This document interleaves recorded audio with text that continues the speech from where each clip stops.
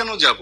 আমাদের দাবি যেমন আমরা কেন শাহবাগে যাব? আমরা আগেই বলছি আওয়ামী লীগকে রাজনৈতিক দল হিসাবে বিচারের আওতায় আনার জন্য উপদেষ্টাকে আমরা চিঠিও দিয়েছি, বারবার লিখিতভাবেই জানানো হয়েছে। চলুন আমরা তার মুখেই শুনি সে কি বলছিল। কেন যাব? আমাদের দাবি যেমন মাননীয় প্রধান উপদেষ্টাকে দীর্ঘ কয়েক মাস আগেই লিখিতভাবে দিয়েছি, মৌখিকভাবে দিয়েছি, আমরা বিভিন্ন সেমিনার সিম্পোজিয়ামে বলেছি, বিভিন্ন অনুষ্ঠানে বলেছি। আমরা শাহবাগে যেয়ে কথা বলতে হবে কেন? আমরা আমাদের দলের পক্ষ থেকে দীর্ঘ কয়েক মাস আগে এই দাবিটা মাননীয় প্রধান উপদেষ্টার কাছে লিখিতভাবে প্রদান করেছিলাম যে আওয়ামী লীগকে গণহত্যা এবং মানবতা বিরোধী অপরাধের দায়ে আওয়ামী লীগকে রাজনৈতিক দল হিসেবে বিচারিক প্রক্রিয়ায় আনতে হবে, বিচারের আওতায় আনতে হবে। তখন মাননীয় প্রধান উপদেষ্টা যদি বিষয়টা আমলে নিতেন তাহলে হয়তো আজকে গতকালকে বা তার আগের দিন এই বিব্রতকর পরিস্থিতিতে সরকারকে পড়তে হতো না।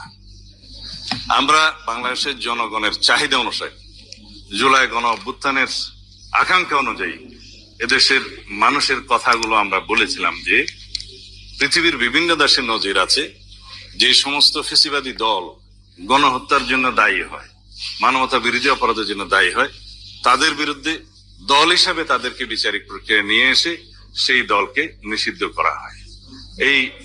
এটা উদাহরণ সারা পৃথিবীর বিভিন্ন দেশে আছে, যেখানে জার্মানি সহ আরো অনেক দেশে আছে, ইত্যাদিতে আছে।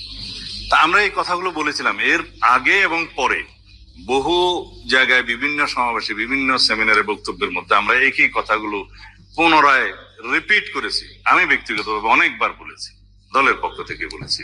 সুতরাং দেরিতে হলেও অন্তর্বর্তীকালীন সরকার আইনি প্রক্রিয়ার মধ্য দিয়ে, সাংবিধানিক প্রক্রিয়ার মধ্য দিয়ে, একটা বিচারিক প্রক্রিয়ার মধ্য দিয়ে এই যে আওয়ামী লীগের বিচার নিশ্চিত করবে এই ঘোষণা দেওয়ার জন্য আমরা স্বাগতম জানাই এই সরকারের এই পদক্ষেপকে।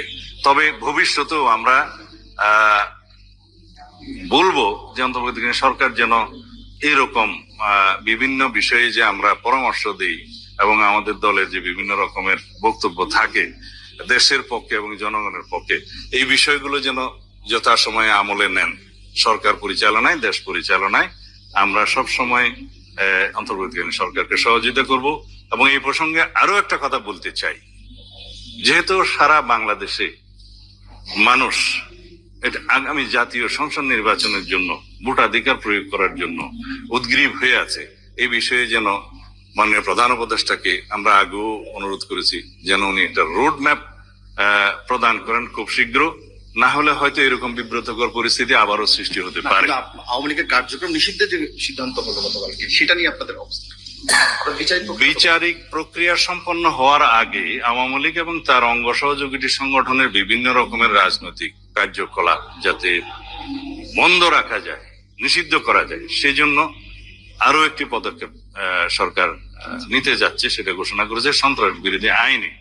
আমার মনে হয় এই সন্ত্রাস বিরোধী আইনে একটু সংশোধনী আনতে হবে, সেজন্য করে এটা বিচারিক প্রক্রিয়া শেষ না হওয়া পর্যন্ত যে তাদের রাজনৈতিক কর্মকাণ্ড নিষিদ্ধ ঘোষণা করবে সেটাকেও আমরা স্বাগত জানাই। এখানে আপনাদের বুঝতে হবে, রাজনৈতিক দল হিসেবে আওয়ামী লীগকে স্বীকৃতি কি এখন পৃথিবী দেয়, দেশের মানুষ দেয়?